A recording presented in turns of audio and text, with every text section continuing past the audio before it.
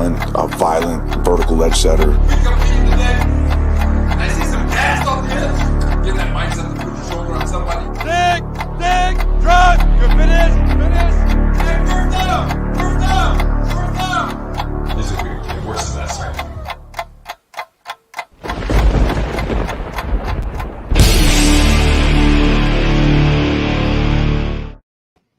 All right. Well, there it is. There's all my new intros and placeholders and all the kinds of stuff I'm trying to figure out so I could give off the impression that I know what I'm doing. What do you guys think? Huh? How we doing? You like that? So David comes in and says, where was it? He goes, oh, the guy. Where the hell did it go? There it is. He goes, the Coney Island Asbury Park Smile. That's right. That's exactly who that is. So on the little placeholder screen, that's the guy I chose. I might move past it, but just for now, I was like, you know what? I love that guy. I love the old amusement park guy from Coney Island Asbury Park. And I stuck it in there, and I'm glad you noticed, David. That's really cool. So look at this. We have Brad Finkelstein is here. Jets Mess. What's up, buddy? Tommy R. Good to see you. John Rogers, he's back. Good to see you, my friend. Jeremy Cravat's here. Jeremy's actually hanging out backstage. He may or may not come on the show here and there. Budster's here. I think I just responded to your Facebook, Budster. I think so. Salmon Jets is here. John Post, what's up, buddy? Billy Blanco. We have AC in there early talking about my old comedy days and everything. Yeah, man, I was a stand-up comedian for many years. Basically, I was like, I guess so you can call me a New Jersey comic, but I was home based in New York City for quite a few years, and I even went out and became a Los Angeles comic for a while. But yeah, man. So look, here we are. Pop War 629 is here. Hello, sir. Nice. I'm glad you got it, Budster. So, what's the first thing that we want to deconstruct? How are you guys feeling, man? It kind of sucks, doesn't it, man? Like we have all the reasons why we wouldn't be good, right? Like one of the things that I think is totally acceptable is how you saw Eccles getting taken, by I can't even think of his friggin' name now, the wide receiver from Denver. I'm so fried. But Eccles got taken to school a little bit this week. He had that one play, got the pass interference, and he didn't turn his head. Like, that's the stuff that I was totally expecting to see, and I'm totally fine with it. I'm absolutely fine with sloppy rookie football. I'm totally fine with it. But for me, it's been a little bit hard to digest just how inept we are on offense. That's been the hardest part. 0 points following 6 points, and not a touchdown and a missed PAT. 2 field goals is all we could put up against the man defense without Gilmore of the Pats. I don't like it. So it's been really hard to kind of swallow that. So where are you guys? What do you think the main problem is? For me, it's coaching. And this is another thing where the excuse is woven in. Like, I'm totally with it. Robert Saleh and Mike LaFleur are the first time in their roles. Ulbricht was a defensive coordinator before, but only an interim. If I have that correctly, he's been linebackers coach and defensive assistant, all those kinds of things. But so he's kind of new, but has experience. And then we have Rob Calabrese, first-time quarterback coach. All that's like, I totally expected confusion and sloppy. But to me, it's a little bit too much. It's more than that. It's deeper than that. It looks like we have no answers. And that's where it's scary to me. And Zach's getting crushed. So, so Robin, he's a rookie offensive coordinator, Mike LaFleur. He's been a wide receivers coach. He's been a passing game coordinator, assistant offensive coordinator, those types of things. But this is his first time being the offensive coordinator. So not having someone to run the plays through and all that. Like, I think the way Kyle Shanahan does it is he splits up the running game and the passing game coordinators. And Mike McDaniel is the running game coordinator. And he's actually the offensive coordinator over in San Francisco right now. He kind of got the job when we took LaFleur. And it's funny because a lot of us, as happy as I was that LaFleur was hired, I was very happy with it. I don't want to make it sound like I wasn't. Mike McDaniel was the guy that I was like, I really wanted out of that bunch, So, so Robin, yeah. So DC, I don't think, he's not a rookie defensive coordinator. Ulbrich was the defensive coordinator for Atlanta last year for the last 2/3 of the season. If I remember, because their defensive coordinator got bumped up to head coach and that whole thing. Whether or not he was a defensive coordinator before that, I'm not sure. Let me take a look and see.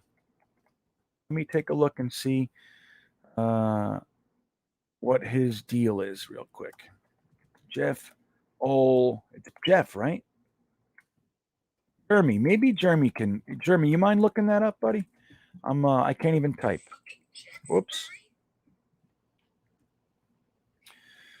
So you feel like you let him go a little too fast? Yeah, I mean, look, Kyle Shanahan thinks the world of Mike LaFleur. He's brought him with him 3 separate teams for 3 separate jobs that Kyle Shanahan had. Mike LaFleur was right next to him. So he thinks very highly of him, and he made him the passing game coordinator. He was a major cog in the San Francisco machine.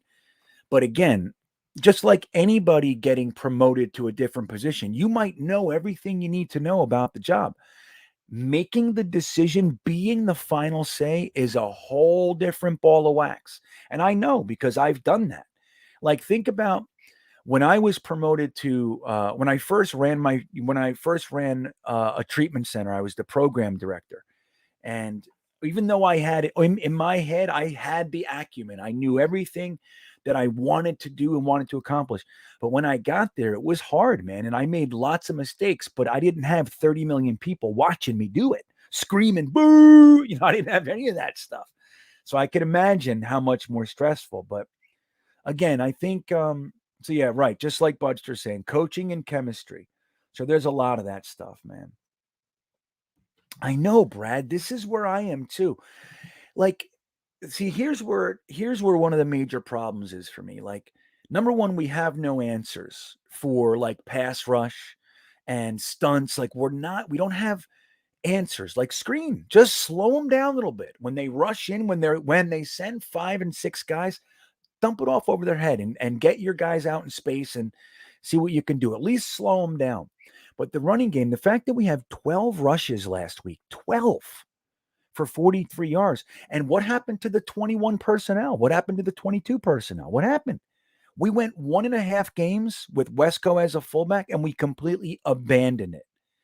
Why did we abandon it? Like, did he? I mean, okay, so the whole team had a rough first game.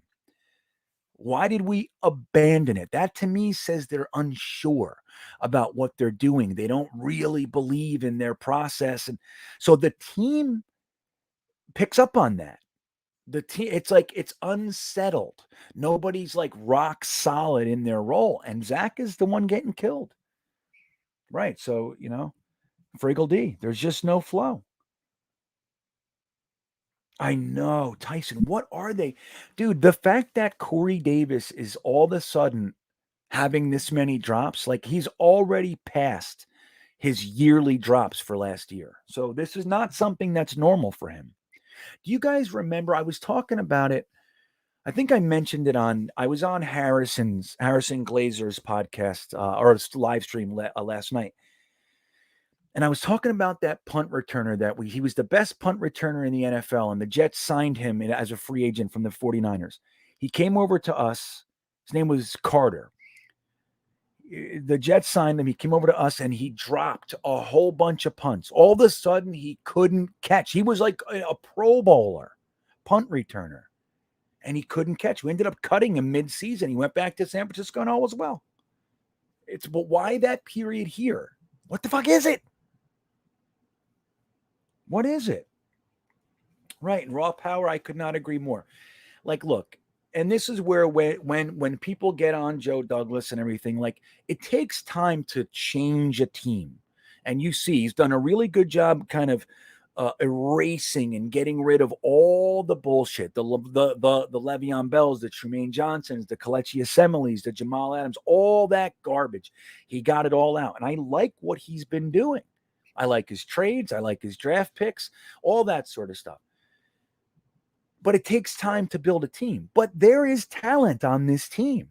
Corey Davis, Denzel Mims, Elijah Moore, Zach Wilson, Elijah Vera Tucker, Mekhi Bennett. Like, there's enough talent on this team to get points on the board. There's enough talent to get points. The fact that we look completely inept goes back to what we were just talking about. They don't look good. They don't look good. So Derek Luker, what's up, my friend? Says he's feeling heartbroken, but I still have confidence in our young squad. I have confidence too. We just need to, these things we're talking about right now, we need to put this behind us and actually get a game plan that's high percentage. If you want to call it vanilla, call it fucking vanilla. Just do it. You know what I mean? So I see we have a super chat. That is Salmon Jets. Hello, Salmon. It's nice to see you, Salman. Thank you for the super chat. He says, my worst nightmare is another reset. I was a diehard Mets fan in 2006 NLCS. When Beltran got caught looking, I gave up watching. They went to 2015 World Series. Yeah, well, look, and in complete transparency, I'm not a Mets fan. I don't know what what Beltran. I'm just not sure what that means, but I get it. I get your point.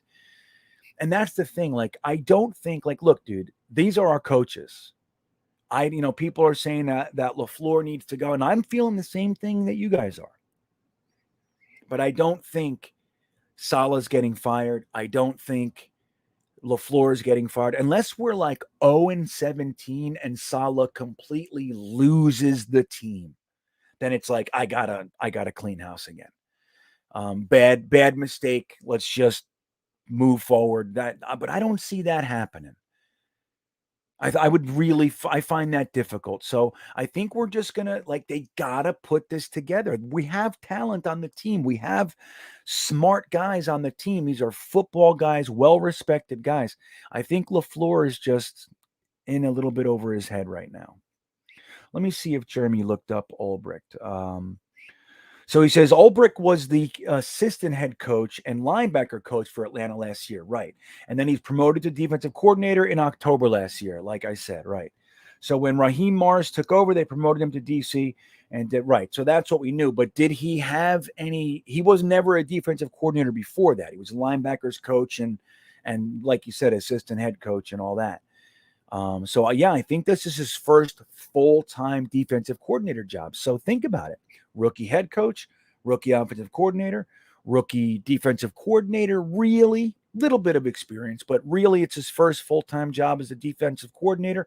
We have a rookie quarterback coach. There's a lot going on, man.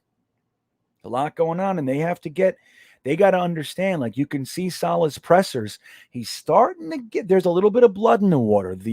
They're asking him some tougher questions and he's getting frustrated, at least from my perspective. Maybe I'm reading it wrong, but the press conference after the game, he looked like he didn't have any answers.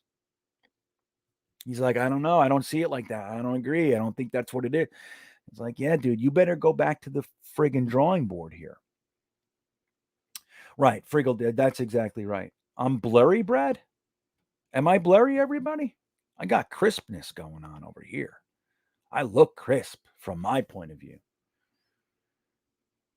Let me know. I mean, there's not too much I can do. I don't have, let me see if there's anything else. Whoops. So I wanted to show you guys this. I don't know if you saw it on my Instagram, and then we'll move on. Well, let me see. Billy Blanco has a comment.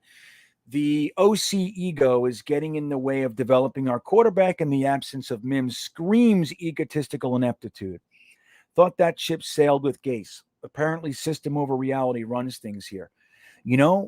I got to tell you, I'm contemplating the same thing, but I think it leans to another side a little bit more, Billy. I think it's that LaFleur has a system. So your second half of your comment, I agree with. I'm not sure it's the ego thing yet. It could very well be, but I think it's that it's just not his comfort zone. Like he knows how to use certain pieces, and Mims is outside of that. Why? I don't know. For me, I'm not even offensive coordinator. Give me a 6'3" guy. Okay, I know what I'm going to do with him. Like, I don't get it. I think these guys outthink themselves sometimes. But I think it's more about he doesn't know how. Like he has a specific framework that he's very comfortable in, so he wants to start with that and get his feet on the ground rather than having pieces that he doesn't know how to use. But yeah, man, either way, the second half of your comment is pretty accurate. So Raw Power asks, can someone tell me why we're not using more in the slot or why sticking Zach under center all the time? What is with this coaching? Yeah, I mean, that's the thing. There are questions to go around. Like we said, there's a couple microcosm plays. Like that play that we showed on Ryan's stream a couple of hours ago, where there was trips on the right and all three receivers ran the same route and they ended up on the same yard line in the same section of the field together. And Zach Wilson's being chased. He looks up, his three receivers are standing together. Like, what is that? Like, whose fault is that? Is that really the play design? Or are receivers just not on the same page? Or do they think it's a different play? I don't know. But either way, it's a coaching thing. If that's the play, it's a stupid play. I don't even know how it could work. If three receivers, or let's say two of the three, or just don't know what they're doing, that's coaching. Why are they on the field? You're saying Mims can't make it on the field because he doesn't know all the positions. Well, clearly those guys don't know either. Like, whatever side that is, it's a problem. It's a problem. Vinny Bad just comes out and says, I feel like we jinx ourselves. Well, I feel like we are a jinx. I mean, I don't know. It's crazy. Like I was talking about with that Carter guy back in the day. Guys come here and suck when they were great elsewhere, or at least good. They come here like the Corey Davis thing harkens back to a lot of players that have come here and just fallen on their face. It's like we give people, look at Tremaine Johnson. I mean, Tremaine Johnson wasn't a great player, but he was good enough to be franchised 2 years in a row for the Rams. And he was a above average cornerback for years. He comes here and he sucked. All right. He was terrible. And that wasn't the knock on him. Like, the concern was we're overpaying somebody. That was the concern. But we were still getting a good player. Comes here, he's dookie. Look at Kelechi Assembly. Kelechi Assembly came here and basically, he looked great in preseason. He basically said, well, I don't want to play anymore. Ulbrich was never a defensive coordinator before the promotion in Atlanta. There you go. Special teams assistant for Seattle. Then he went to UCLA and was a linebackers and special teams coach. So that's the thing, man. Like, here's another rub for me. And it rubbed me in the beginning. But I just said, okay, these guys trust each other. I even made a video about the potential positives. But what Saleh did, Saleh hired his friends. Like, Saleh hired his best friend's little brother in Mike LaFleur. And Ulbricht is kind of like, he's a guy that they've kept in contact with over the years. They've run defensive system, schemes and ideas back and forth. But it wasn't their experience that got them the job. It was their relationship. And you can get in trouble with that. That can be trouble, guys. And that's my concern. It's like, look, the good news is so far, Ulbricht has looked pretty good to me. He's got the lion's share of the rookies, and the injuries are on his side of the ball. He lost his starting linebacker. He lost his premier pass rusher. He lost two of his rotational pass rushers, the two vets, and Ronald Blair and Vinny Curry. He lost his starting safety and LaMarcus Joyner. He lost his second starting linebacker in Jamie and Sherwood for 2 weeks. You know what I mean? He lost his other linebacker, Blake Cashman. So most of the injuries are happening on his side of the ball. And we're starting, I think it's 4 rookies on his side of the ball, too. Three second-year guys, all on his side of the ball. And in my opinion, that's the side that has been keeping us. I don't even want to say in games, but they're the ones keeping us from not getting entirely blown out. They're playing. They're playing hard, too. And they look pretty good. So at least Ulbricht's side of the ball has been a little bit, I guess I could say like we can hang our hat on that side. That side's playing. If the offense could put up a couple touchdowns, we'd have some games because of Ulbricht's defense. So at least we got that. All right, let me see. Friggle D, the drop passes are unacceptable. I could not agree more. And I don't know what's going on. Let me see. So am I blurry, guys? Let me see what you guys are talking about. I don't know. I can't see any other comments about me being blurry. I'm trying to scan. Bud says the Jets should hire me to be their pep coach. Yeah, man. I don't know you on that level, but dude, I know right now, like I am not a brilliant offensive mind. I'm not. I was, even when I coached kids, offense was never my thing. I was always defense. And I'm more of a positional coach guy. And the truth is, when you look at like real professional guys that break down film, I'm not on that level. I'm not. I never was. But I know what I'm looking at, right? I know what I'm seeing, and I know first level of what you got to do certain things. And I have common sense as well as far as football is concerned. We're not doing the basic things in response to what we're seeing.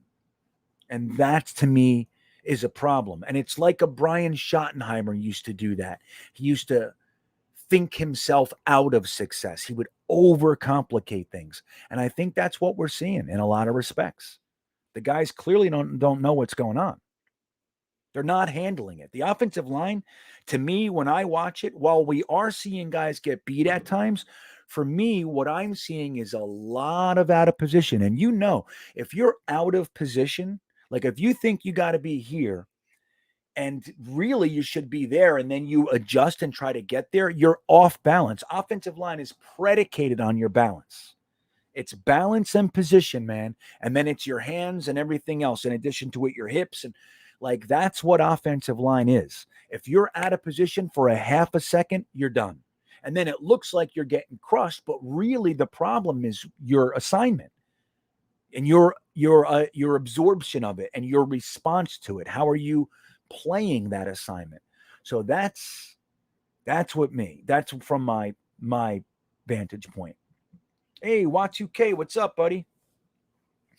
We are so scarred that we're just trying to see failure.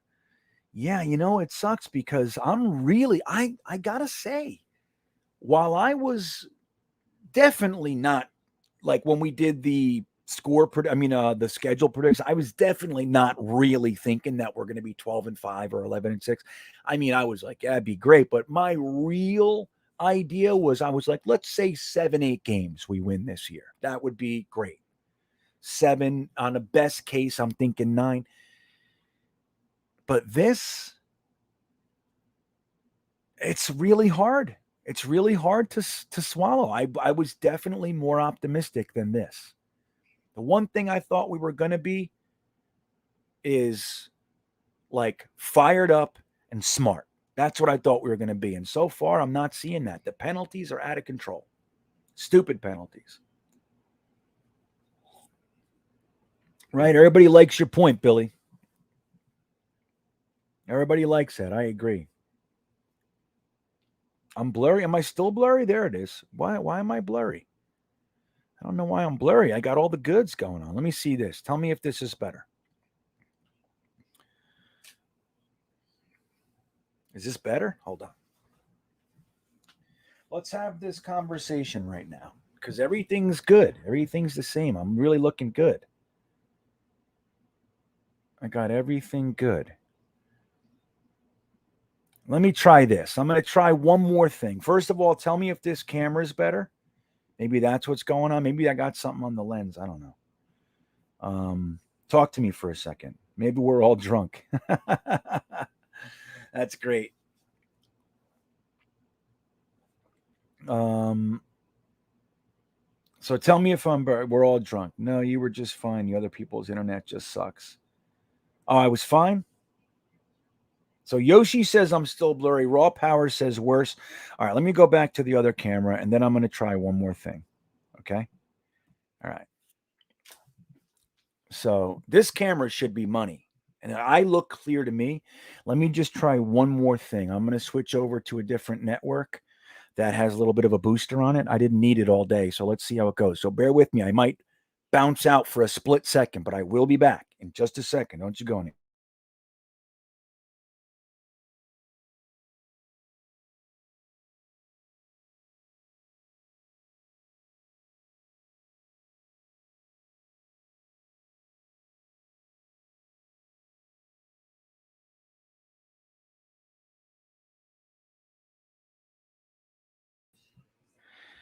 What the hell happened there?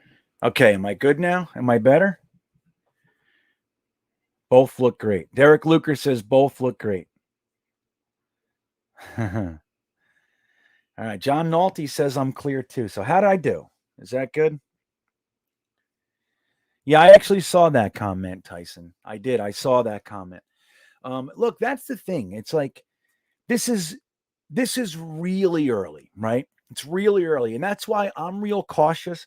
Like some people that I discuss these things with are saying, like, people need to get fired. Like Salah sucks.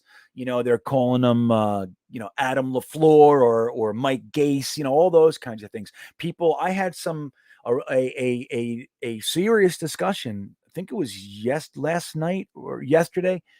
Somebody was trying to tell me that Gase is actually better than Robert Saleh, and for me, I'm nowhere near that. Like Gase had 10 years as an offensive coordinator. He was 6 years as a head coach, and he was a complete train wreck for most of that. His rookie year in Miami was pretty good. But Saleh's in his third game. Mike LaFleur's in his third game. So I'm nowhere near writing them off. I'm just discussing what I see as the issues. And I saw an interesting comment. Let's see where it was. I saw an interesting comment. I wish let me see. Right. This is Billy saying it, but the comment goes along with it. John Benton doesn't have his crew ready. And I completely agree. Well, let's talk about this. All right. So that's really what it was. It was whoever wrote it was talking about Joe Blewett had a breakdown in the offseason about some concerns with John Benton's techniques. And I saw that, not the whole thing, but I did watch some of that.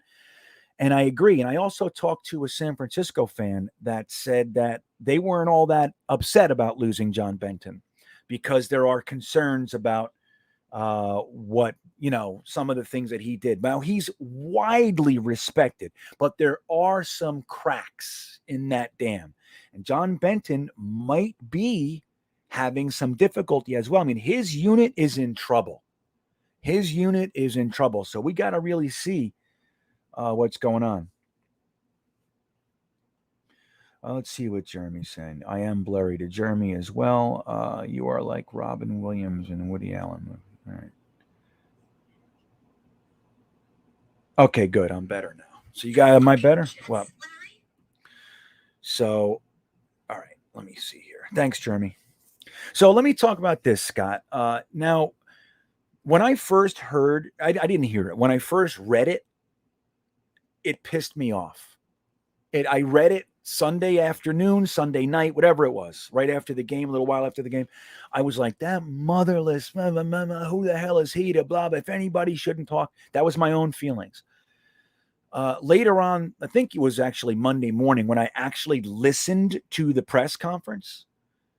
It was completely different the way that I saw it, the way that I heard it. And the thing is that he was asked specifically, what are some things that you think Zach can improve on? So that was the question. It wasn't like, what do you guys think the problem is? He said, what are some things that Zach can improve on? He said, well, he can get the ball out. He can work on getting the ball out a little bit quicker, but we got to do a better job. It was completely benign. when I heard it in context. Now, maybe he should keep it in-house anyway. Fair enough. But it wasn't the clip, the gotcha that it was presented, at least when I first ingested it. It wasn't that for me. And I think that Greg Van Roten was being real, but without being dicky. It didn't sound like I read it, like he was throwing him under the bus or kind of pointing a finger. It wasn't that. He was asked, what do you think, Zach? What are some things you think Zach could do? He said, well, he can work on getting the ball out quicker. And I think he's right. Zach's trying to do too much. You know, I don't think they should be talking like that in general, but again, it was a little bit different. So I'm not as concerned with it as I originally was. You know, I think Zach Wilson's not the problem, guys. Now, he's going to have rookie sloppiness. He's going to learn. That's all being seen too, but I'm totally fine with it. I'm totally fine with all that stuff. What I'm not fine with is how he's getting killed, how his receivers are, and it's everybody. It's tight ends, it's running backs, it's wide receivers. They're betraying this kid. And these are good players. Dude, Ryan Griffin, he's as average gets with tight end. But he's got good hands. He's always had good hands. His thing is like he's not the best blocker. He's not the best route runner. And he has difficulty finding the, the seam and all that. That's kind of, he's just average. You know, he's a jag, really. But he's got good hands. He's fucking dropping passes, pardon my French. Tyler Kroft had dropped. Like, so it's like across the board, his team is betraying him. So Zach Wilson, to me, is playing good ball. The problem is he knows no one's helping him. So he's trying to do too much. And that's natural. He's going to have to learn. Like, think about it. What would it look like if Zach Wilson on every play just threw it out of bounds? What would we be thinking? He sucks. You know what I mean? So I think, the funny thing for me is I think we're winning this week. At some point, in my opinion, it has to come together. It has to. That's my thought. We're only 3 weeks in. Like was said, we did play some good defenses. All the injuries, all the new stuff, all the rookie, blah, blah, blah, blah. All that stuff is real. All that stuff is real. I think Denver was a real wake-up call with all the bullshit, the penalties, the missed assignments, the drop passes. Like, they got to get Salah's got to sit his team down and go, listen to me. I will bench every last one of you. I will bench you. I'm not playing this shit with you guys. So we'll see. We'll see how Salah, he's known as a great motivator. I hope he's not giving players the benefit of the doubt as a motivator. Like, it's easy to be a motivator when times are good. That's easy. It's when times are bad that you can keep the team together. All right. Super chat from Richard Delgado, man. Nice to see you, and I appreciate the super chat. 20 years from now, would you bet your life that the Mets won the World Series or the Jets win the Super Bowl? Well, again, sadly, Richard, I don't watch baseball a lick anymore. I used to watch quite a bit. I used to go to maybe 10 to 20 Yankee games a year. I was a bleacher creature for many of those years. So I knew about the Mets because I was so into baseball at the time. But it's been over 20 years that I've even had any attention to that. But I've heard that the Mets' new GM and ownership and all that, things are turning around. Is that not accurate? So if that is accurate, I would say the Mets win the World Series before the Jets win the Super Bowl. If that's not accurate, maybe they both just continue to suck. But 20 years from now, I think we're going to have 2 Super Bowls. That's what I think. I think we're going to be a good franchise. I like what Joe Douglas is doing, dude. I know people are finding it easy to criticize. I see 10% of the criticism that people are throwing out there. Like, we're using Ryan Khalil as a critique. I don't get it. I don't know what anybody's looking at. He got hired after the draft, after free agency. What he did do, there was no one available. What he did do is talk somebody, a Pro Bowler, out of retirement. It was a swing. Didn't work, but it was a great move. Great move. So I don't know how people could look at these things and make them negatives. There are some. There are knocks. Don't get me wrong, but I like so much more of what Joe Douglas has done than what I don't like. So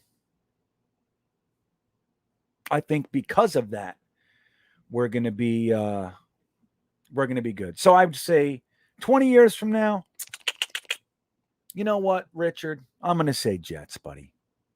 There you go. What do you think of that? I'm going to say Jets. Yeah, Chad, this 1.7 second stat, like this is the thing with that. When you have a game like, like the Carolina game, for example, when there was 6 sacks and we had literally no answer, they were in the backfield every single play. Like those things get skewed. Now, I'm not defending the offensive line or the schemes or anything. You've heard me. I have big problems. But those I like percentage stats when you remove the top and bottom so you can see what's really going on, because I think that stuff affects the numbers. It's probably a little bit more than that, in my opinion, as a whole. You know what I mean? That's my thought. But you're right. Definitely can't, even if it's two-side, can't continue. No matter how you slice it, right? What's up, Busted Knuckles? Good to see you, bud. We need a new stadium. Yeah, Carmelo. I agree. I will tell you this: I'm hard pressed to believe that the stadium will be in New York. I just don't see it. Taxes are higher. The offices are in New York. New Jersey. They're headquartered in New Jersey. I think if we get a new stadium, it'll be in Bedminster. What do you think? Mendham. It'll be somewhere eastern New Jersey. Maybe where there's some space, though. Maybe Newark. Who knows? Maybe they stick a Jet Stadium right there in Newark, right next to Prudential. They got that. What's that nice looking bubble stadium in Newark? What is that? Tennis? Soccer? I think it's soccer. Let's see what else we got. So here, David Gerard has a little bit of feedback for you too. He says, as a fan of both, neither are going to win, and that's where my bet would be. Oh, that's terrible. Isn't that bad news? It's like when you remove your emotions and think with your head, you can't very well bet that the Jets are going to win anything. You just can't. That's why, like you guys know, I'm a gambling addict, right? So I don't gamble. I haven't gambled in 16, 17, 18 years, whatever the hell it is. I don't really remember the exact, but it's something like that. But even if I did, I find it so difficult to play fantasy. Like I listen to guys. Even today, somebody in the chat on Ryan's stream said, I want the Jets to win, but I want Derrick Henry to go off. Like I can't, that doesn't compute to me because Derrick Henry was on his team. And I get it. I know why he's saying that. But for me, that doesn't compute. I can't figure that out. I can't do that. Because it's like it goes against my fandom. You know what I mean? And I get if there's money involved, you'll learn how to do it. I know, but for me, it doesn't sit well. So I couldn't do it, I don't think. I can't root for one or two players on the team to do well that I'm playing. Like I just can't. I can't root for this, but I hope this and this and this happens to make I don't know, it's just too much for me. I can't handle it, man. All right, thank you. So there's a super chat. Did I miss it? Let me see. Big Joe. Where is it? Big Joe. I don't see it. Big Joe, where is it? Oh, there it is. Thank you. There he is. I see Craig Safola in here. What's up, buddy? It's good to see you. Big Joe, thank you for the super chat, my friend. Big Joe 71. If God himself came down from heaven and told you that the New York Jets in your lifetime will never win a Super Bowl, would you still be a fan? Ooh. I'd be like, who are you? How do I know you're God? Get out of here. I'm not buying that. What does he show? He gives me proof? Is he just a bearded dude like me? Look at the beard. I'm God. Let's humor the idea. If I was told that the Jets will never win in my lifetime, would I still be a fan? No, I can't imagine I would. Having that kind of knowledge, I'd bounce. I wouldn't spend my time doing this. It's the hope, Joe. It's the hope. It's the belief. You know what it really is? I've been in this thing for 40 years, just under 40 years. So it's like the hope is that it's going to be worth something. You know what I mean? It's like it's going to be that much sweeter when we do win. So, no, buddy, I don't think I would. I don't think I could. If I knew, right? Nah, man. I don't think so, Joe. Would you? Mr. Magics, what's up, my friend? He says JD is cheap. I don't know. I don't look at it as cheap. I look at it as smart. That's what I look at it. And who knows where it's going to go. I mean, people say he hasn't kept any of our own, but I would definitely argue which players did you want to keep outside of Robbie? Robbie was an interesting one. Although, I don't know if I would have. I mean, honestly, I don't know if I would have paid Robbie 12. I think was that what it was? 12? I think it was 12. If it was 12, I would have done that. But the rumor was 14 to 16. I was like, hell no. Robbie's a flawed receiver. He's good. I like him. But he doesn't block. He doesn't play hard on the downs where he doesn't have potential to get the ball. You know, so I like Robbie, but and I wanted Joe Douglas to keep him, but outside of him, I don't even know which players we would want to have kept. We had a terrible team. And I was very happy with Jamal Adams being jettisoned and what he got for him. I can't believe he got that for Jamal Adams. So I don't know if let's say this, Mr. Magics. If in another year or two, we still are like it's like we're clearly bargain basement shopping, I'll agree with that. I think, it's smart not to blow big dollars on these big name free agents that want 4 and 5 year contracts or whatever when your team you're still in the tear down. It doesn't make sense. You can do it, but especially seeing what the Jets have been doing for so long, just going out there and grabbing the biggest name they can and paying him whatever he wants, and I'm so tired of that. I really am. So I'm not saying he's not cheap, but I think I'm at this point, I'm not convinced he is. I think he's just smart. He's just doing this thing in a way where it's not wise to spend money like that on safeties and the like, I think Robbie was an interesting one. That's the one we can argue. I can't think of anybody else that we really wanted to keep. Who? You got any names? Got any names? That's right, Derek Luker. Thank you for reminding me. I always forget to say this. If you got the heart for it, why don't you leave me a thumbs up? Give me a like on this video if you haven't subbed to the channel. It would be greatly appreciated if you could. Another thing, I do have a Patreon, and the way I look at it is this. I make about anywhere from 5 to 7 videos and live streams a week. I put in probably 20 something hours a week, all for free. If you feel like what I give you has a little value, maybe, see, is it worth $5 a month to you? $10 a month? If you feel like it is, Patreon is available. The information is right in the description of this video. Very simple. And you get some added benefits and stuff too. Early release, things like that. You get access to the Discord. I spend time in there with the guys every week. There's a few guys that are in here right now that are on the Discord with us on Wednesdays. So anyway, if you feel like it adds value and you think, yeah, I'd pay $5 a month for this content, I would appreciate it. There you go. So thank you, Derek, for reminding me. Yeah.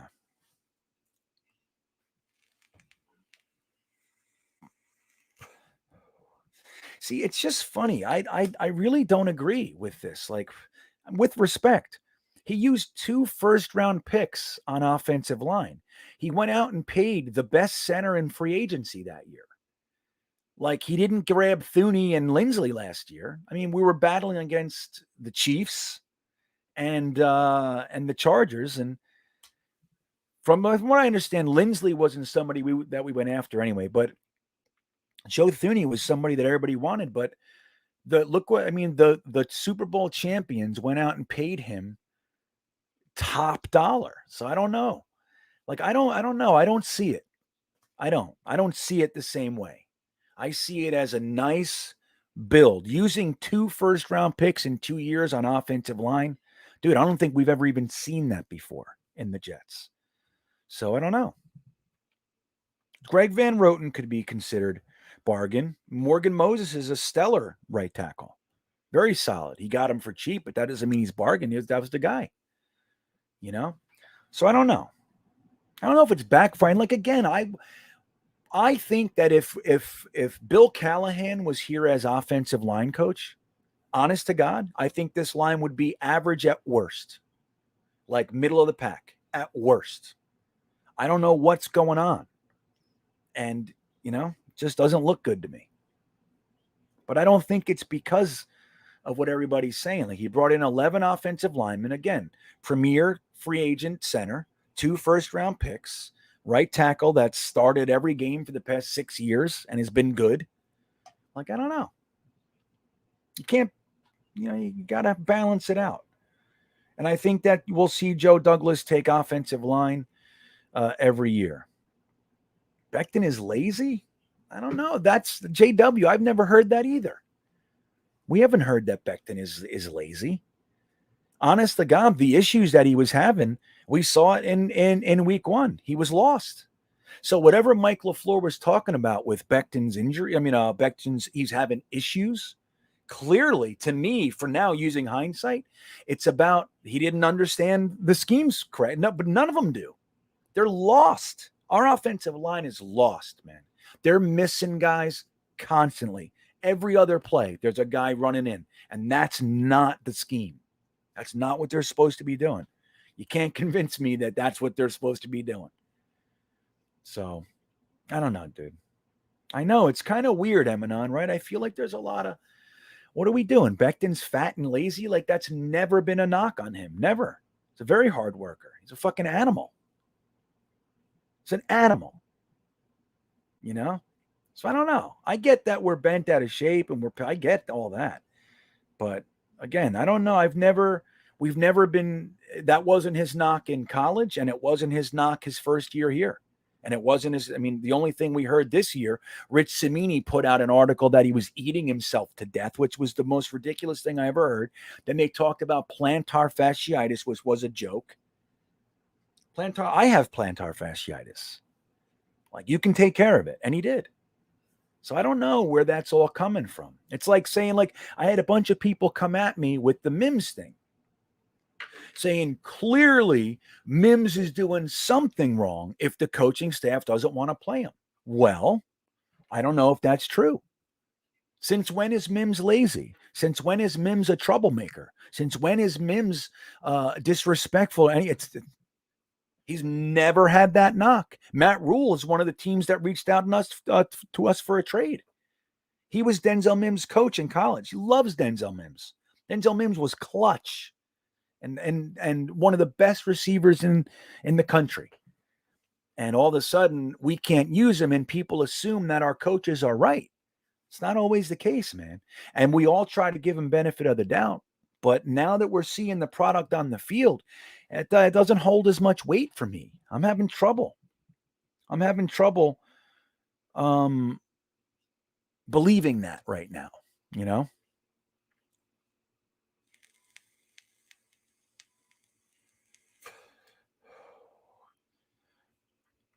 So JW, what are you saying? What's the point? Awful versus Patriots, no adjustments. Yeah. So what are you saying? Like, what's the conclusion there? That's my point. 7 levels. What are you talking about? Sam. Well, that is what we call spam. So you are in a timeout. There you go, buddy. You're in the corner. You're in the corner like a child. Yeah, thanks, John. Right, I see you got it. But it's like, look, guys, other teams' fans are welcome here, right? I love it. I enjoy it. I've always enjoyed. All my friends are from different fans and different teams and all that. We can talk. We can talk about it, but coming in just to spam, okay. What's your deal? You were called a troll, JW, when you doubted Idzik? Ugh, I don't know. I never liked Idzik. Not for one. Well, no, I can't say that. When Idzik cleaned up the ledger, because don't forget, Mike Tannenbaum left John Idzik with, we were over the cap. It was a mess. It was a mess. So he cleaned up the ledger really well, and in so doing, he created 4 comp picks. So that's why we had the Idzik 12. But man, his first draft pick, which was D. Milliner, I was like, what? Like, you trade Revis, and the guy that you bring into you're going to put that comparison of filling Revis's shoes on an injured cornerback? Like, that's literally, he just had surgery. Like, I don't know. I didn't like that pick from the word go. And I didn't like Sheldon Richardson either, even though he ended up having a good couple years for us. I hated that pick. I was like, I guess, but, and I hated Calvin Pryor. Hated it. Hated that pick. I wanted Brandon Cooks that year. Hey, John Amarella, how you doing, buddy? I know. We're losing our marbles, John. It's okay. That's kind of why I'm here. I'm old. I remember sitting in that stadium during the Kotite years. It's 35 degrees in December, and we're just sitting there. It's me and 4,000 people in an empty stadium, watching games. It's like we can't do anything. I'm just watching Keyshawn, watching Corbett. I'm just watching the guys that I like. And but man, it's like, for me, I don't know. But you should have heard the shit I was saying back then. I had all kinds of theories, and it wasn't the information age like it is now. We didn't have access. We had to go buy the New York Post. I would buy every day the Star Ledger, the Post, the Daily News, sometimes the Daily Record, depending on the article. I'd flip through and see what it was. But every morning I'd spend like $1.50, $2 on papers. And that's how I got my news. I'd go to the John and hang out in there for 2 hours and sleep. Good. Thank you, Jeremy. I'm super chat from Super Clear HD Bean. Yeah, I'm good. So let's laugh a minute if you can. I mean, hopefully I'll laugh. So I'm going to share my screen. My wife, I don't know if you guys follow me on Instagram. Here, I'll show you that you can. If you'd like to follow me on Instagram or Twitter, the information is scrolling on the bottom of the screen, but we do these little reels and stuff sometimes. And I'm going to show you the most recent one. My wife popped in the other day after the game, and she just did this on her own, and she showed me. She was like, hey, look. And I thought it tickled me. So I'm going to share it I'm going to show you guys. Some of you probably saw it, but if you haven't, this is my wife doing the Larry David. Big Jets, Larry. Hold on. Let me start it over. So let me get this comment off real fast. Let me clear the screen for you guys. Let me get John Amarella's tag off the thing over here. So, all right. So this is my wife making what we call a reel on Instagram, trying to add a little comic relief to our crazy life as Jets fans. Take a listen. The fucking Jets, Larry? You come into this house and bring up the Jets? Do you know how much disappointment I have had to live with from the Jets? You live with disappointment? Are you serious? know what this team has done to me? I haven't enjoyed a football season since 1969. Maybe 98 when Parcells was the coach for a year. Get out of here. That was good too. But that's it. No, please, Larry, get out of here. Oh, literally? Get the fuck out, Larry. Literally. The fucking... So there it is. What do you guys think of that? Little laugh. Could you guys hear it? Jeremy, could they hear it? Could you hear it? You're good? So, what'd you guys? There you go, Derek Luker. So, you guys see that? That was solid, right? My wife I was sitting here. I was doing my research for Greenbeanjetsfan that was released on Monday. I was in here working after the game, and she just walked in and goes, "Hey, what do you think?" And I loved it. I was like, "Oh, man, this is good." It made me laugh. So here, I'll play you another one. Did you guys see? I put this one out too. I'll just show you guys. This is what I'm trying to do. I'm trying to laugh. I'm trying to calm it down because damn, it's hard for us. So here you go. Look at this one. Here we go. This is me doing Chris Farley. I paid real attention to the play on the screen too. So you guys will know what I'm doing here. So check it out. Do you want my head to explode? In the name of all that is good and decent, no more for today! What do you think, fellas? Jets mess. You know why I don't? Here, let me clear that off now. So there you go. I hope you guys got a laugh out of that. You're going to unsubscribe if I don't unblock you? Well, stop spamming. What do you want from me? If you got to unsubscribe, then unsubscribe, bro. I don't like spam. It's stupid. You want to come in and say, "Hey, man, have a comment?" Yeah, sure. Have a conversation, but putting in 10 Sams in a row, it's annoying. And it's like, I just don't want it. I'm not going to play with it. So I'm totally fine with working with you. 7 levels. But, you know, if you want to spam and you want to unsubscribe, then sorry. See ya. I appreciate your time and I love you. So why don't I do the games from the Facebook account? Well, number one, I do it for Jetnation, right? So it's not on any of my accounts, mess. So it's not on my accounts, it's on Jetnation's. But here's the thing with Facebook. Like right now, I'm not doing this on Facebook. I'm doing it on Twitter and YouTube because, dude, Facebook there's incessant like these sex things and all kinds of crazy spam ads, and it's hard to keep track of. So whenever I go, let me try Facebook again. Whenever I do it, I get bombarded at some point in the stream. So sometimes I'm just like, it's not worth it. It's not worth dealing with that crap. You know what I mean? So you back 7 levels? We good? We can talk. I don't mind talking. Yeah, we suck. I know. And Big Green says he likes spam with eggs. I'll tell you what, spam is underrated. The meat. Just so we know, so we're clear here. Spam, the meat, the little canned meat is underrated. It's actually very high quality meat. Did you know that? It's pork shoulder and all that. That's what they started that for the troops. I love spam. I haven't eaten in a long time, but I love it. Yoshi says the Chris Farley one was hilarious. Thank you.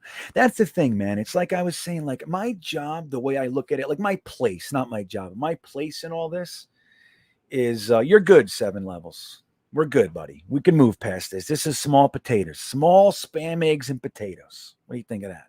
A little hash browns, a little corned beef hash action. I'm good if you're good.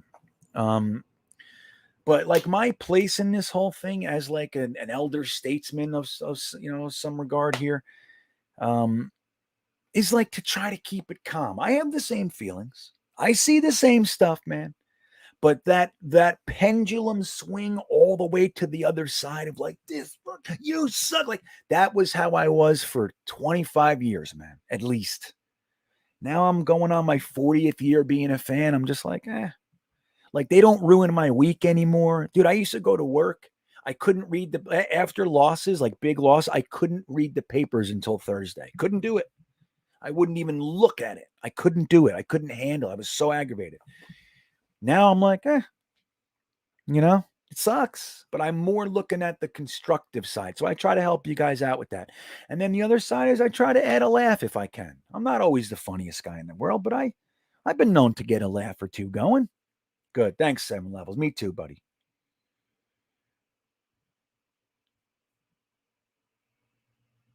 Yeah, we don't even suck with style. That's it, Kev or Keith. That's the problem.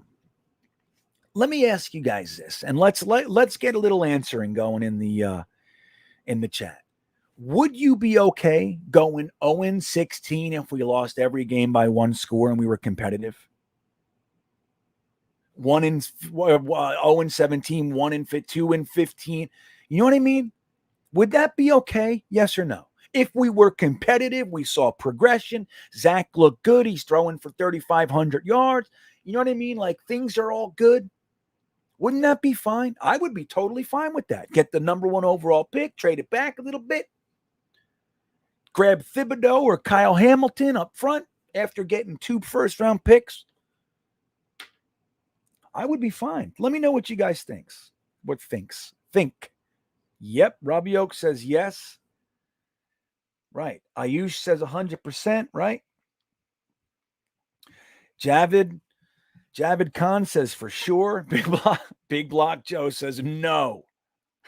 7 levels says no.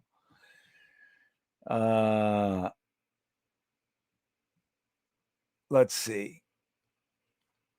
Ayush 100%. Robbie Oak says yes. Ayush Shah says definitely. Chad Kimball says yes. So we got a couple no's. John Post says yes. Nicholas Cusinelli says yes if they're close games. Yeah, man.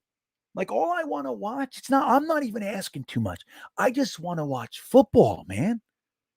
Why do I gotta drive 9.5 hours from Virginia, sit in Washington, D.C. traffic? There was so much traffic. My little daughter, who was in the car with me, we pulled off at the National Mall and went and looked at the Washington Monument. Like it was taking forever to get to New Jersey. Why do I got to drive 9.5 hours, get a rental car, spend hundreds of dollars, spend 3 days up in New Jersey, go to the game, do the whole day, and walk in and watch 4 interceptions and 6 points? Why? All I want, if they scored 14 in that game, I'd be like, all right. 1 pick, 14 points. Okay. I'd be fine. And I want to win. Don't get me wrong. But shit, this is great. Chad Kimball says yes. Big Joe wants to win a cup. I can appreciate that, man.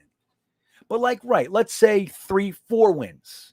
Wouldn't you be okay with 3 or 4 wins if we were competitive in most of the games? A couple clunkers maybe, but you saw progress with your team.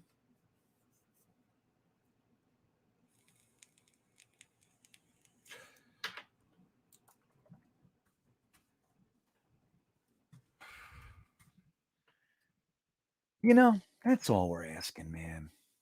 Tyson says, yeah. Right. Javid Khan says, I honestly just want hope more than any. Right. It's like Joe said in his super chat. It's like if God came down and said, the Jets aren't going to win anything in your whole life, I'm like, I'm out. It's the hope, Javid. Or is it Javid? But either way, John Amarella says, I would like just one of our games to be called a shootout. Oh, John. Man after my own heart. Remember we were talking about that? We literally thought, most of us, going into the season, if either unit was going to be able to look fun, it was going to be the offense. We were worried about the defense. No number 1 corner, lots of injuries, no pass rush. All 3 pass rushers went down to injuries. Our starting linebacker, we're starting 2 rookie cornerbacks. Bryce Hall's only in his 2nd year. The whole thing. We thought that it would be 28-30 games. That's what we thought we were going to watch. Zach Wilson. Remember how everybody said Zach Wilson's throwing for 4,000 yards. My response to that was, dude, we haven't had a 4,000-yard quarterback since Joe Namath. I don't know why we think this is going to happen now. And it's because the 17th game, he only needs 235 yards a game. I don't know, boys. I don't know. David Gerard says, I'm sorry, there is no way to have optimism going winless. Look at us now and tell me you guys would be okay 0-17 instead of 0-3. We're talking at 11:30 right now, annoyed. Imagine 14 more of these. Well, I get it. I know exactly what you're saying, and I'm definitely not saying that you're nuts or anything like that. I get it. But for me, if we were losing these games by a field goal, and we were able to score 24 points, for me, I would be fine with that. And that's not saying I don't want to win, but if that's the way that it fell, like, man, we look good, we just don't know how to close out games, that kind of stuff. Another nail biter, but we're exciting, and we can see, Zach's developing, AVT looks good, Michael Carter's, he's got 780 yards in part-time duty, and Ty Johnson looks good. Elijah Moore's got 700 yards. I'd be okay. I get it, but me personally, that's all I would need. And then if the silver lining would be we get the number 1 pick. And then, like I said, we can trade back. You can trade back 1 or 2 spots. Whoever wants, Rattler or whoever else is coming out this year. There's got a couple quarterbacks. People, you know the deal. Everybody gets a feeding frenzy every year. Somebody's going to want a quarterback at number 1. You slide back a spot or 2 and you take Thibodeau. You pair him with Carl Lawson.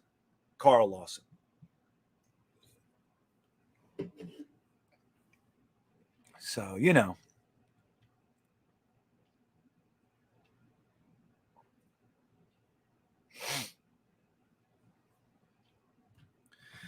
Why is Wilson? So Craig Safola says, why is Wilson always alone watching the defense? I watched Herbert and Brady sitting with a tablet between series.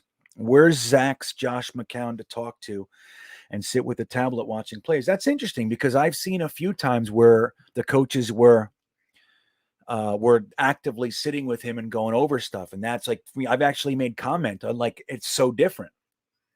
It's so different than what we're used to. Like, people are actually working on things with him. So I think it probably goes both ways.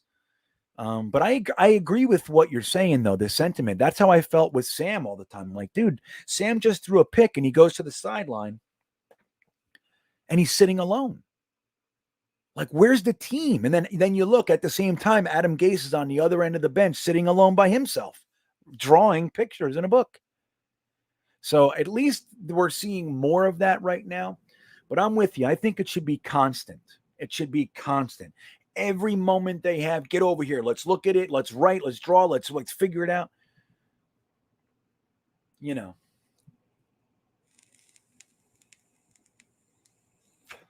Right. That's right, Javed. I wanted something like the Chargers last season. They lost a lot of close games, but Herbert and the offense still looked good and had promise. That's what I'm talking about.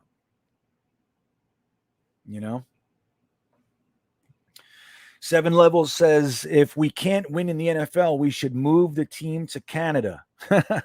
We could definitely win the Grey Cup. That's the Canadian football. Yeah, man, let's do it. I wonder sometimes, like, think about if this team really is this bad for the whole year, like this bad. Complete lifeless turd. Salah has no answers. LaFleur sucks. Zach Wilson's, he gets hurt week 8 and he's out and we're playing Mike White. You know what I mean? Like, and we're just, everybody's uninspired. And like, the fans stop going to the games. And what ends up happening is the Jets fans sell their tickets to opposing teams. So they end up being home games for the opposing team, which is embarrassing. But who wants to go and watch that shit? So I wonder sometimes if they would ever consider, like, if everybody just like, if the Jets are really this bad for extended period of time moving forward, I wonder sometimes Like New York's such a fantastic market. I think they would be, I don't think they're ever really leaving, but I wonder if a team can move from Cleveland, it's a different market. But you know what I'm saying? Like, I don't know. We're a loyal fan base, man. Considering,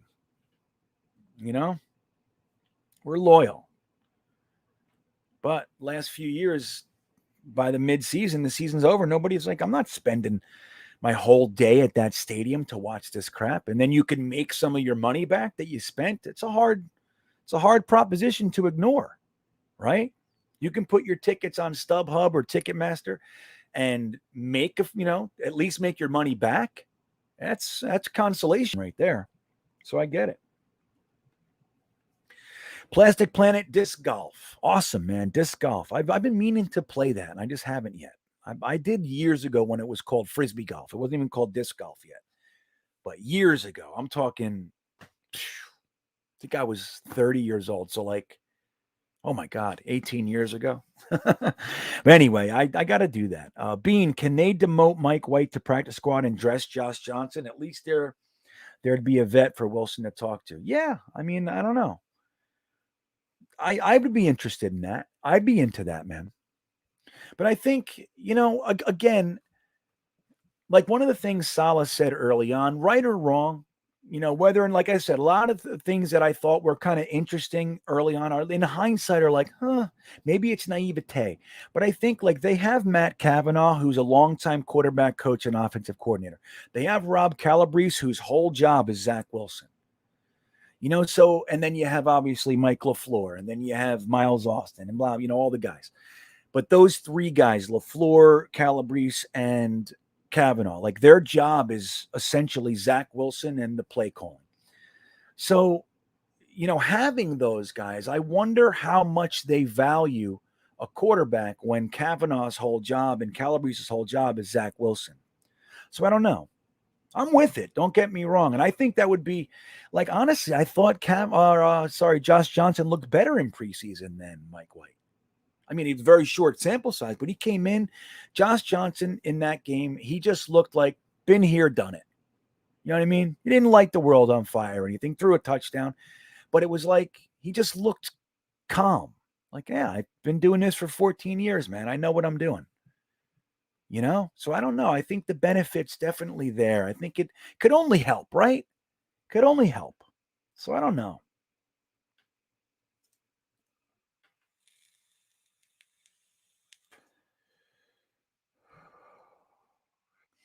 That's a good point. So remember how horrific we were last year, historically bad, and we still snuck in some wins. Any given Sunday. Yeah, you're right.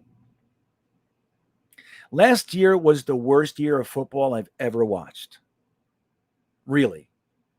The first half of 2019 was just as bad. I can't believe.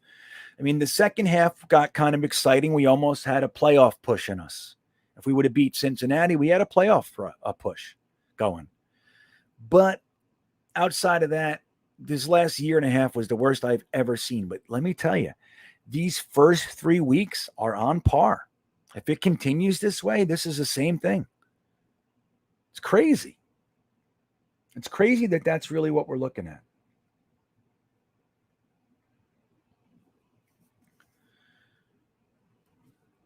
All right. Let's see here. Don Post, he's saying losing every week 31-28 wouldn't be fun. I know, sure, losing 26-0 is absolutely right. And that's kind of my point. Like, at least we get a fun game, and you can see, like, you have reason to believe that another year of these guys playing in the same system and then adding the 10 picks we have next year, 2 firsts, 2 seconds, 2 fourths, 2 fifths. You know what I mean? A third. So it's just like, that's, to me, is a little bit, I would be fine with it. That's just me. I'd be fine with it. Because 26-0 is terrible. 25-6 sucks almost as bad. 4 picks. Oh, God.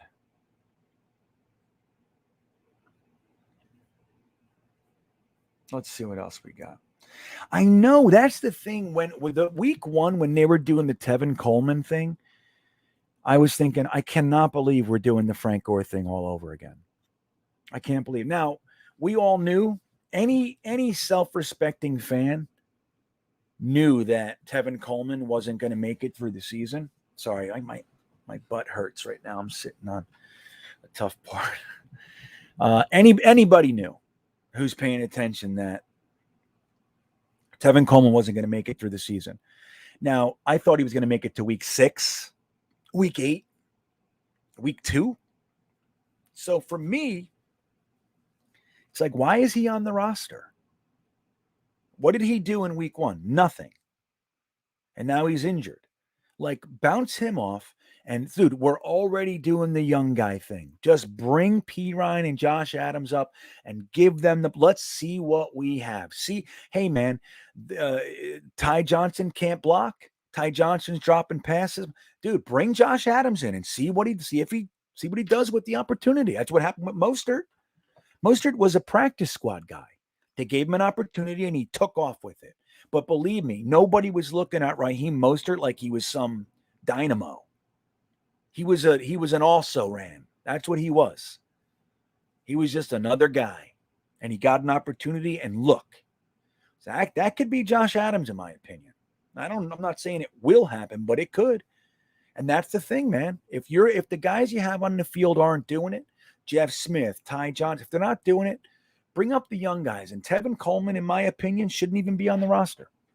With respect to him. I think he's a good player. But man, yes, Salmon, P. Ryan is known for his blocking. He's an above-average pass blocker. Now, he's not devastating or anything like that, but he's solid. That's one of his benefits. He's also got very good hands. He doesn't drop many passes, if any. He dropped one, I think, last year, but it was like a really weird, like he turned around and the ball was there. It was a terrible pass. Like it was one of those things. It's a freaky play. But yeah, P. Ryan is, see that, and that's why I like P. Ryan. Like, I'm not trying to say that P. Ryan is has the potential that Michael Carter has. I'm not. I think Michael Carter is a better back than him. But where I like P. Ryan is he's a steady hand. He knows how to get yards. He's not like a bruiser, but he's definitely a bit of a power back. He tends to fall forward. So if he makes it to the line of scrimmage without getting hit in the backfield, more times than not, he gets 3, 4, 5 yards every time. That's what he does. And he can break it too. But he's a 5-yard a pop kind of guy. But he's known for having good hands and he's good in pass protection. So you can leave him on the field and you can have pass plays and feel confident in his ability to block. You can have different plays from the same set. Like up to this point, we're not doing that. We're not running multiple plays out of the same set. And when certain players are coming on the field, you tend to know what the play is. And see, P. Ryan offers a little bit more of that than a guy like Ty Johnson. So that's the thing, I just like him,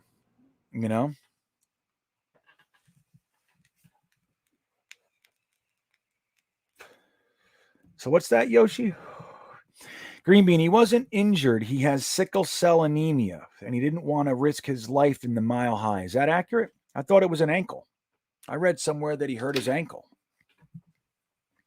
That's what I thought. That'd be interesting. That does change things a little bit. If he's not injured, then most of what I'm talking about is not accurate.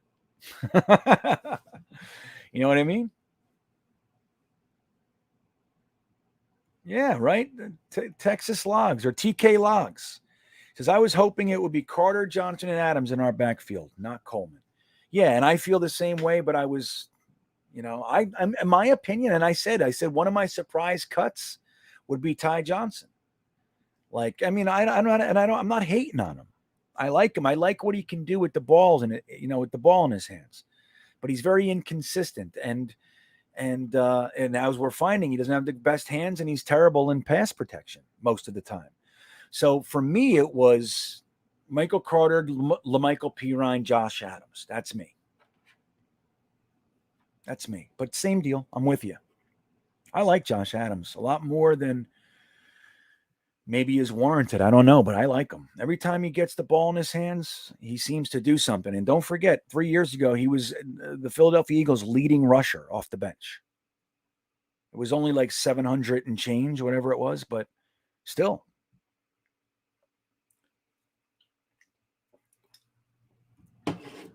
Michael Conklin says Dallas finished 1-15 in 1989 under Jimmy Johnson. And you know what happened after that? They built one of the best offensive lines in history and went on to win multiple Super Bowls, right? Don't forget what they did, though.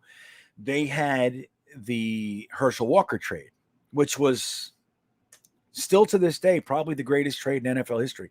The Mike Ditka, Ricky Williams trade was equally, kind of lopsided, but it wasn't as brilliant. Like the other team, I think it was the Rams. I think it was the Rams that traded with them. And he traded his entire draft class plus 2 picks the following year just to move up and grab Ricky Williams because he thought he was the next Walter Payton, right? So the other team didn't even want to trade back. They just said no, and he kept throwing picks on. And they were like, it was too good. They're like, okay, I guess we got to do it. But the Herschel Walker trade was brilliant. Brilliant. Remember what he did was he traded Herschel Walker for a number of picks and players. And then he assigned a value to the player. So like in the event this player doesn't work out, I get a first or I get a second. And what he basically, the Vikings never thought in a million years these were good players. So they weren't thinking he would cut them and they would take the picks.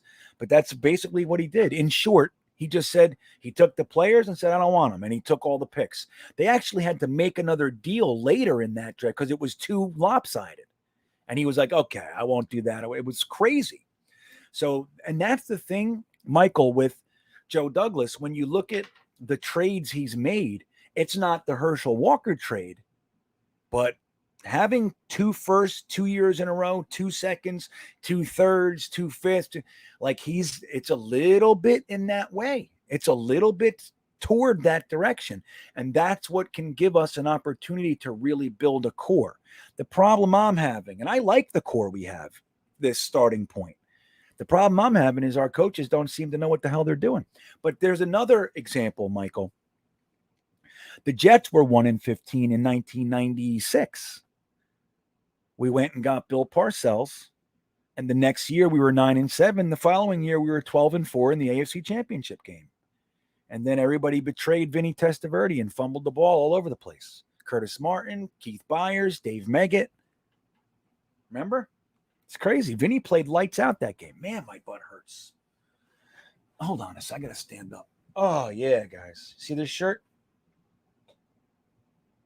What do you think? I bought that at the Spy Museum, the National Spy Museum in D.C. I loved it.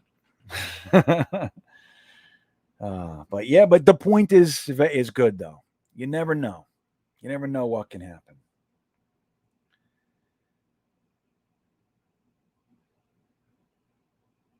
Yeah, Chad, that's a good point. Chad Kimball says Zach needs to realize that in the NFL, a guy that has 2 inches on his defender is open. Right.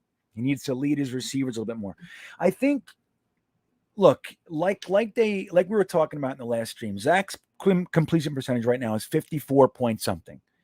If those passes that hit the receiver's hands were not dropped, he's up in 70% range. Now, again, think about where those passes took place. Some of them were picks, killed the drive. Some of them were in scoring position. So we don't know what this season could be if our receivers simply caught the ball. That's not even to mention the offensive line woes. But think about that. Zach would be 70% completion percentage, and he would have less picks. There were, I think, 3 official interceptions that were drops by his receivers. It's either 2 or 3. So think about that, dude. That's the differentiator right there. 70% is fine for a rookie quarterback, man. And so, like I said, some of those we would have scored points. Who knows? Some of them that was the end of the drive. Third down, Michael Carter drops the damn ball. Fourth down, Ty Johnson drops the ball. Corey Davis drives and it goes into the other team's hands. Barrios hits him in the chest. It goes in the other team's hands. So we don't know what could have happened if those drives kept going. So even though we look like a train wreck, in truth, Zach Wilson's playing more than adequate ball.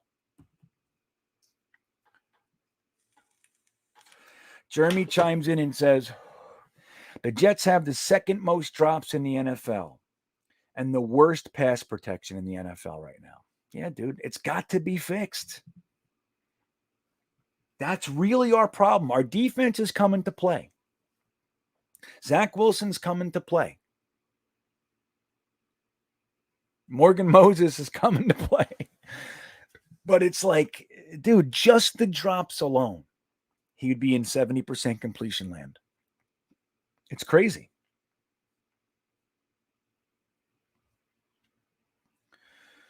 Let's see what we got here. Trade picks for McCaffrey. They're never trading McCaffrey, and I wouldn't trade for him. He's too unreliable. Do they know when he's coming back? Like, that's the thing. I think, like, he's the kind of guy that's so good. You just want to get the ball in his hands constantly, but you really do run the risk of making him unavailable because, dude, he's got the ball in his hands. Like, I don't know what the percentage is, but it's in our game. It seemed like he was 80% or more of the offense. Right? Thanks, Salman says you need to get that gel seat thing. Well, you know what I do, dude? Like I because I like to have the corner, like I really would prefer this view right here. Like, see the corner? That's where I'm trying to put it. But what it is like, so this is the seam on the seat that I have. That's the seam on the couch. So it's like, it hurts. I sit right on this seam when I could be sitting on a cushion. Like I'm a moron. Salman. You like that shirt? So, right? Isn't that a good one? It's a good shirt. So 7 Levels says, are we trading Mims or what? I'll be honest. I would be very surprised if Joe Douglas allows anything like that to happen. He's given it to his coaches. You do what you got to do. He's going to give them control over who plays and all that. He's not going to tinker. But as far as Joe Douglas pulling the trigger, I think it would have to be an offer that blows his doors off. Like a late first, second. I mean, I don't think number one, I don't think he's getting traded, like I said. But if they did, it would have to be a second minimum.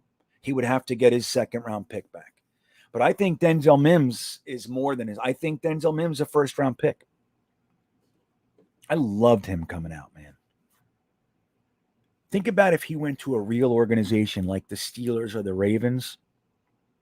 He'd be, honest to God, my belief is he'd be one of the top 5 receivers in the league. That's what I think. Maybe 10 at worst. That's my thought. I think he's that good. I think he's the best receiver on our team without question. It's crazy. It's crazy. Who's running for Georgia governor? Herschel Walker? Oh, you guys are still talking. Right, I'm sorry. See, I get behind. I talk for so friggin' long, I forget. I not forget, but I can't keep up. What's up, Larry Cook? Glad to have you, bud.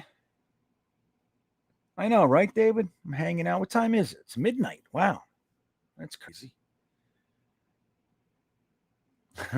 That's funny, 7 Levels. That's funny. That's funny. That's good. You're a good dude. You're my friend. Thank you. DNC Diecast. There he is. Yeah, so think about this. Dark Soldier says this. Ty Johnson has the 4th highest percent of pressures allowed by a running backs since 2019. That's not good. No, I don't know. You know, I'm going to take your word for it. I didn't find that stat myself. I didn't fact check you or anything. But that's a bad stat. I did see 1 or 2 plays where he did a good job in pass protection. So I think, he's improving somewhat, but overall, he's a liability, dude. And when you know that a guy that you have in as a running back is a liability in pass protection, what are you likely to do? You're likely not to pass when he's in, or you're likely not to use him when you're for passing downs. So what that does is it limits the looks that you can give to a defense. And they're not stupid, man. They pay attention. They know when certain personnel is in, they have a good chance that you're going to do X. Or when there's this, you're going to do Y. You know what I mean? They know. And they play those numbers all day long. And they'll take chances like sending an extra guy or two on a play that they think is 80% you're going to do a pass play. Or they'll keep somebody in, they'll keep more in the box when they're like, oh, when he comes in, 80% of the time it's a running play. So that's where, like, you need to have an offense that you can have 15 different plays, 10 different plays from the same look. You can do all sorts of different things from the same look with the same personnel. And that's what's not happening right now.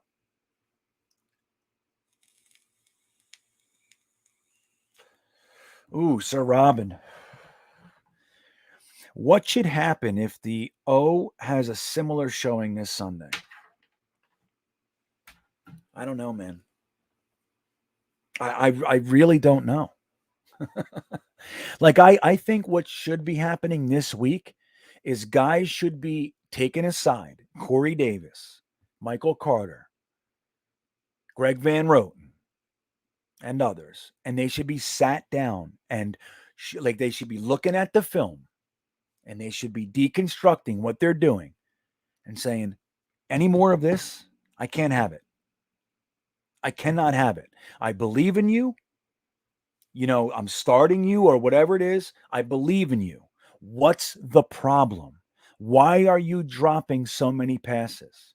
Why are you missing your assignments? If he can communicate why it is that he's missing, or then good, let's work on that together. If he can't, and then you say, this is it. I'm putting you back out there. But if you do the same thing, I got to replace you. And he does it, then you replace him. Dude, Salah's being looked at right now as a head coach. He's got to hold people accountable, not throw people under the bus. You don't want to alienate people, but you got to talk to them like men. You have 6 drops, dude. 2 of them have been interceptions.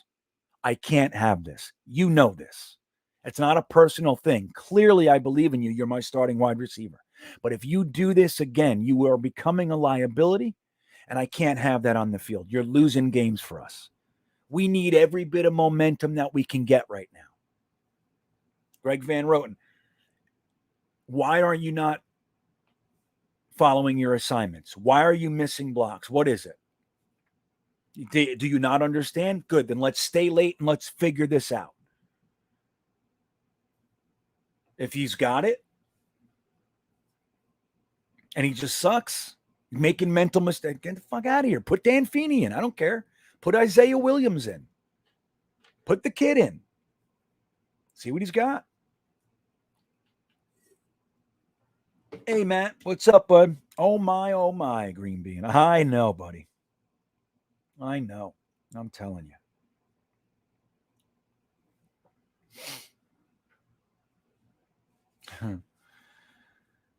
Yeah, and that's, so that's the thing. And why I'm still so supportive of Joe Douglas, while I'm not giving him passes, I'm not, for the things I don't like.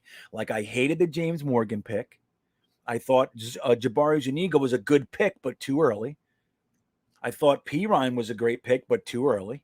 I thought Bryce Hall was a fantastic pick. I would have taken Bryce Hall in the 3rd, maybe the 4th. When we had 3/4 and we chose not to take Bryce Hall, I was literally screaming. Like, I was moving that day. I was moving from my house into the RV, and I was driving back and forth and doing all kinds of stuff. And I was like, why? A quarterback? Like, I was freaking out. But then we got him in the 5th. So I was wrong. So there's a lot there. Like, like I said, I hate the way he's handled kicker. I like Matt Amendola now. I hope he's our guy. but I didn't like a lot. But overall, I'm still supportive of Joe Douglas because I like the way that we're doing this. You know what I mean? I like the core foundational stuff that we're doing. In my opinion, now it's on coaching. Like we were never going to win the Super Bowl this year. It was highly unlikely that we were going to fight for a playoff spot. It was possible, but highly unlikely. All we wanted to see was the development of our foundation. Let's see which young guys are worth developing. Let's see which guys are potential starters. Whoop, hold on. I'm still here. Hold on.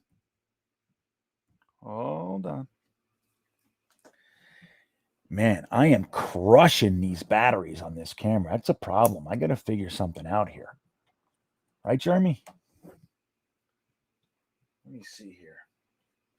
I'm crushing these things. Where's my... There it is. Let me see what I got. Hold on. Bear with me. Oh, okay.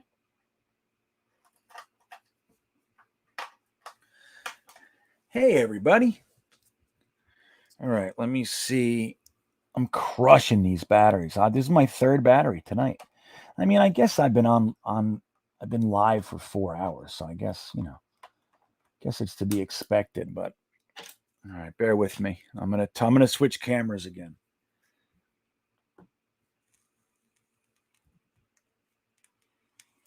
So I got to do the thing. Okay. Let's see if it's ready for me. Okay, let's see. Hold on, buddies. I'm getting it going.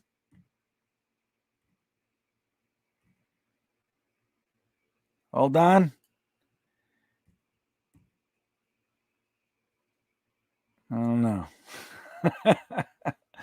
Here, watch this. Let me show you guys something real fast. Blackout battery bean. That's right, AC. Here, I'll show you guys just for a few seconds. I'll show you this thing. This is another thing that I made for like halftime in the games. Watch, this is another one. Let's see. Tell me what you guys think. I'll play it for like 10 seconds, but I'll show you anyway while I putz around with this battery. Here, watch this.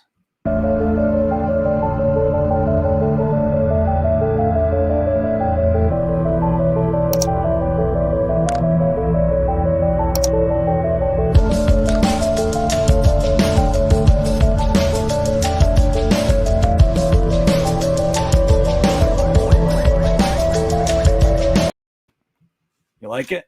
Oh, look, it's not working. All right, I might just have to do this today for the rest of the night.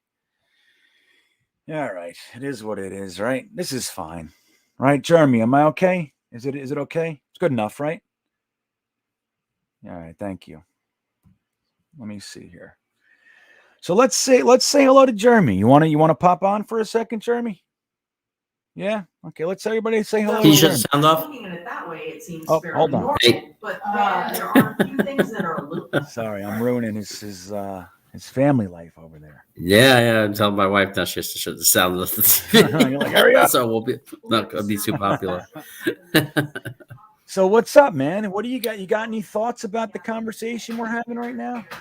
Yeah. I mean, earlier I was just thinking, and you saw me say it before. I think, I mean, none of us are happy about these first 3 games, and there's a lot of problems. And but I think that we're jumping to too high a level too soon when people are saying Salah's the worst coach ever, fired Joe Douglas. It's like all of a sudden he can't draft, he can't do this, he can't do that. Like we should have kept Sam. Like all the things we said would happen if we didn't get off to a fast start. And it's 3 games. And I'm not saying it looks awful and it looks really bad and it looks like it could be a long year, but I think bringing up Dallas was a great point. Whoever did that was like a great point. Like they took Troy Aikman and they started off 1-15. And then you made the point that we have the draft picks. So let's just give it time and let the season progress and see if we improve and start fixing, how do we adjust and do we get better and do we improve? But you can't after 3 games just start throwing it all. Worst coach, worst general manager. It's all over. We have to clean house and start over again. It's like, no, it's 3 NFL games. Yeah. And it's a good point. I mean, it's and that's the thing. It is okay to discuss the problems and acknowledge and be very honest in our assessment from our vantage point and say, look, dude, this needs to change. You can do that without saying someone sucks. You can do that without it meaning that you want someone to be fired. Like, there's a lot to work on, but we knew coming in that LaFleur was probably going to be wet behind the ears. We knew that. And sadly, we lost the counterbalance, which was Greg Knapp. We lost that. Now, hiring Matt Kavanaugh was about as good of a hire as we could have in response. The fact that he was still out there, he kind of quasi-retired. Like he was out of the league last year, and he just kind of doing his own thing. So in my opinion, I think what happened is Joe Douglas kind of talked them back. One of those things. He was kind of walking off into the sunset. And he said, hey, man, I'd like to bring you back, bring you on. And then they did like a week trial. Like he wasn't hired yet. They kept him around the team and so like the way they did it, like that's the thing. When you look at the nuanced way that Joe Douglas is doing all this, the medical department, the response to Greg Knapp with Matt Kavanaugh, where he's using his draft picks, all that kind of stuff. It really is intelligent. It's well thought out, man. Even the like not paying Marcus May because we already have him under contract for 2. All that stuff reeks of someone that knows what he's doing. Do you agree? Yeah, I mean, there's nothing changed from before the season started. Like the moves that we all liked, what we all saw. Who would have guessed that the offensive line would have played this bad? I mean, right. How could we have known that? How could it was just. We thought we would struggle, yes, because we had rookie everything, and we, again, like you said, defense and even on offense, there may have been struggles because we have a rookie offensive coordinator, but no one could possibly have known we're going to be the worst pass protection in the NFL. We thought, oh, okay, we took a big step forward. We're going to have, again, they jinxed themselves by nicknaming themselves the Smash Brothers. We got Morgan Moses on one side. We're thinking the weak link is right guard, but you're thinking we're going to be very much improved. And right now, we're as bad as we were last year, even worse. I mean, it's the worst pass protection I've ever seen from a team. In my years as a fan, I have never seen anything like it. Every pass play, it's like instantaneously someone is coming on him and he's having to run and scramble or do something or step around. So I just don't know who saw that coming. I didn't see anybody in the chat saying we didn't do enough. I saw people saying we still need the right guard, but I didn't see people predicting we'd have the worst offensive line pass protection wise in the NFL. Right.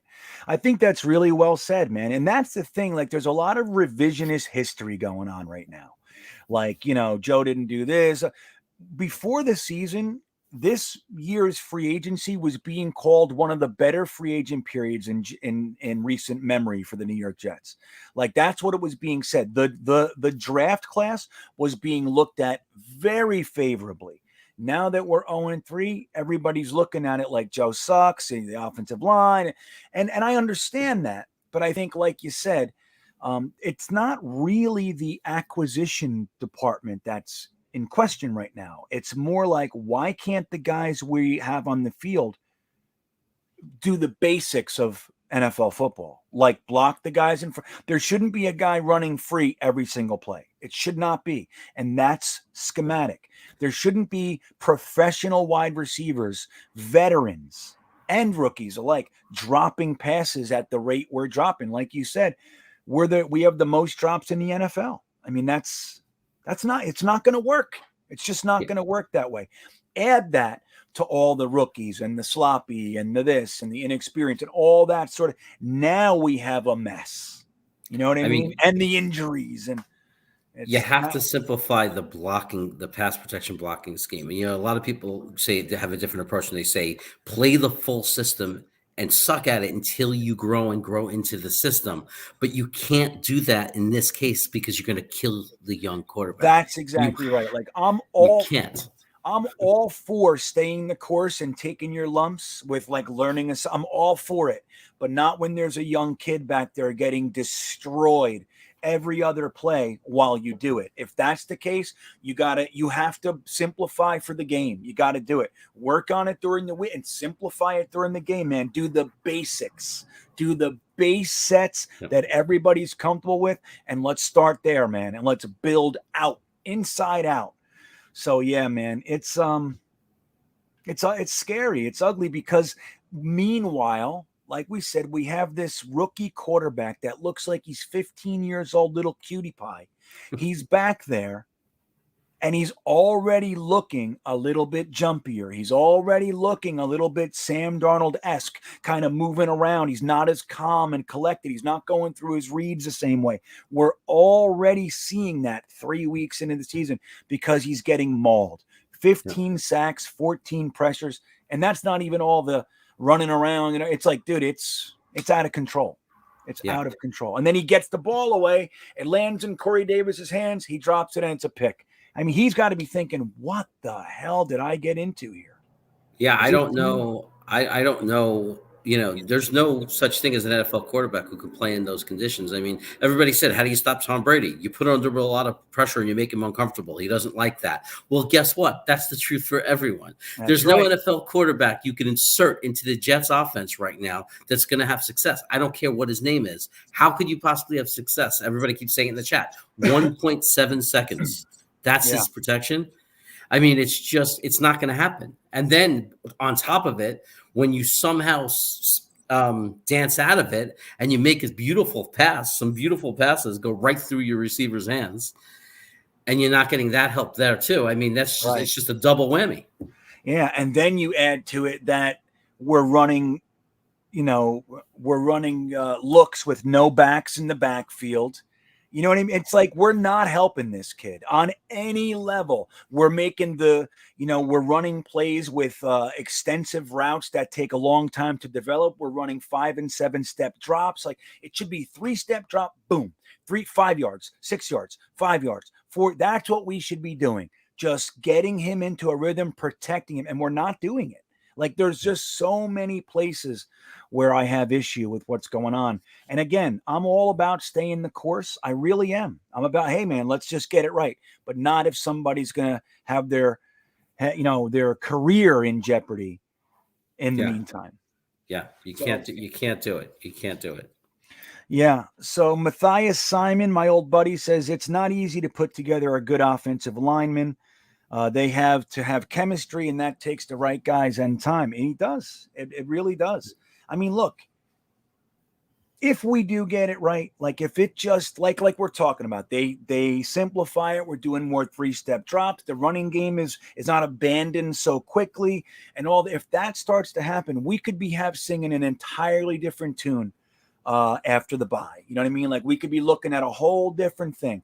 But they have a lot to figure out. So look, a lot of guys are bouncing out. I get it. John Amarella, have a good night, my friend. I saw, who was it? I think Rockaway Archie some guys. So anyway, but we're going to wrap this up. I want to thank you guys for being here. I want to thank you, Jeremy, for hanging out. You got it. Gator McCluskey comes in with some, and that's Craig Safola, I think. He says, all gas, nothing but farts. And that's basically what we've been looking at. It's been a gassy experience so far. What does he say? Hey, Bean, this show should be that we suck at football. It is. That's exactly what it is. That's what we've been talking about. So, guys, I want to thank everybody for being here. Again, don't forget to like the video if you're here for that. Please, it's so easy to do, and it means the world. It helps the algorithm and everything. If you're not subscribed to the channel, it would be greatly appreciated if you do. Jeremy also contributes at Frankie from Flatbush's channel. That's another great channel, up and coming. So you can support them as well. And again, I do have a Patreon, guys. If you feel like I add value with my almost daily content, if it's free, am I worth $5 a month? Am I worth $10 a month? If you can consider that, that would be greatly appreciated as well. And there's also benefits, and they'll continue to improve, to increase as well. But I want to say good night to everybody. Jeremy, thanks for hanging out. And always a pleasure. Yeah, man. Everybody have a good night. We will see you soon. probably in about 15 minutes, it'll seem like. I'll be back talking some other bullshit. So have a great night, everybody. Good night.